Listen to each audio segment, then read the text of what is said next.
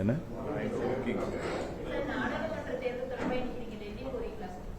ஏற்கனவே பாஜக அரசு என்ன சொன்னாங்க, ஜாயிண்ட் ஒர்க்கிங் கமிட்டி அமைக்கிறேன்னாங்க.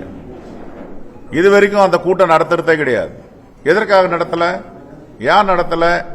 அப்ப மீனவர்கள், தமிழ்நாட்டு மீனவர்கள் மீது பாஜக அரசுக்கு, மோடிக்கு அக்கறை இல்லை.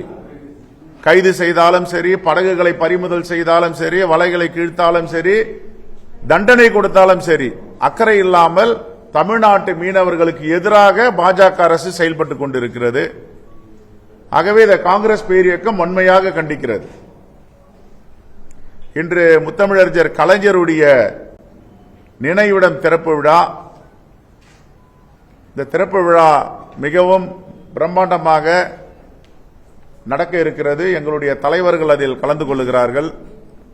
அவசரமாக நான் இன்று புதுடெல்லியிலிருந்து தலைவர் அவர்கள் வர சொல்லி இருக்கிறார்.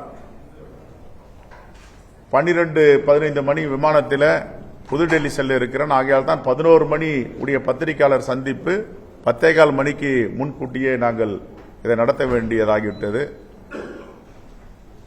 நெக்ஸ்ட்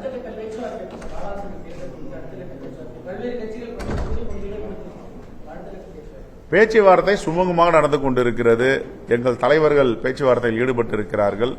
இன்று மாலை 6 மணிக்கு ஒரு ஆலோசனை கூட்டம் வைத்திருக்கிறோம் புதுடெல்லியில். அதற்காக இப்ப புதுடெல்லி விரைந்து கொண்டிருக்கிறோம்.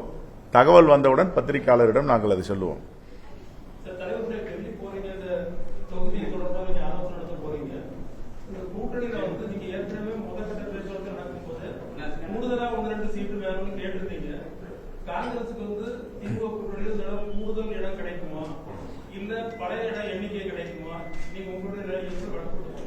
நாங்கள் திராவிட முன்னேற்ற கழகத்தை கூட தோழமையோடு இருக்கும், உண்மையான தோழமையோடு இருக்கும், நட்புணர்வோடு இருக்கும். அதனுடைய தலைவர் ராகுல் காந்தி திராவிட முன்னேற்ற கழகத்தின் தலைவர் தளபதியோடு ஒரு மிகப்பெரிய ஒரு நம்பிக்கையோடு இருக்காங்க. ஆகையால் எவ்வளவு தொகுதியை பெற வேண்டும், கேட்க வேண்டும் என்று எங்களுக்கு உரிமை இருக்கிறது. அவர்களும் மனம் வந்து கொடுப்பதற்கு மனம் இருக்கிறது. எதுக்கு குறைக்கணும்? இல்ல உங்க ஆசையா அதை குறைக்கணும்னு உங்க ஆசையா? தலையாட்டுறாங்க ஆசை என்ன? எங்க அகில இந்திய தலைமை முடிவு பண்ணும். இன்னைக்கு அந்த ஆலோசனை கூட்டம் தான் கூப்பிட்டு கண்டிப்பா பெருந்தன்மையோடு திராவிட முன்னேற்ற கழகம் காங்கிரஸை நடத்தும். அது எந்த மாற்று கருத்தும் கிடையாது. போன தேர்தல் என்பது வேறு. இந்த தேர்தலில் மிகப்பெரிய எழுச்சி பெற்றிருக்கு காங்கிரஸ் பேரியக்கம். குறிப்பாக தலைவர் ராகுல் காந்தி அவர்கள் இந்த தேசிய ஒற்றுமை நடைபயணம் பாரத் ஜோடோக்கு பிறகும் இப்ப பாரத் நியாயாக்கு பிறகும் ஒரு மிகப்பெரிய எழுச்சி பெற்றிருக்க. இளைஞர்கள் எல்லாம் சாரசாரியாக காங்கிரஸில் சேர்ந்து கொண்டிருக்கிறார்கள்.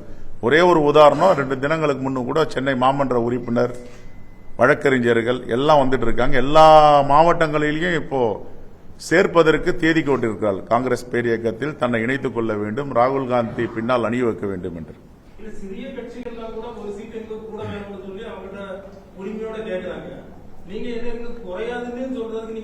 இல்ல இல்லங்க, ஒரு ஒரு ஒரு ஒரு ஒரு நிமிஷம். சிறிய கட்சி நீங்களே சொல்லிட்டீங்க, அப்ப பெரிய கட்சின்னு எங்களை சொல்றீங்க.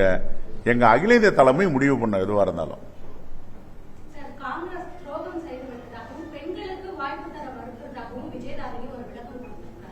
அந்த அம்மையாருக்கு 3 முறை சட்டமன்ற உறுப்பினர் இந்த கட்சி தான் கொடுத்தது.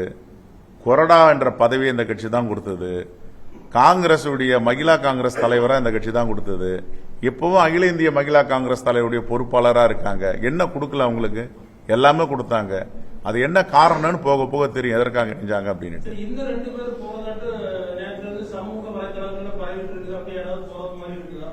எங்க தலைவர் ராகுல் காந்தி அவர்கள் சொன்னது தான் இதுக்கு பதில்.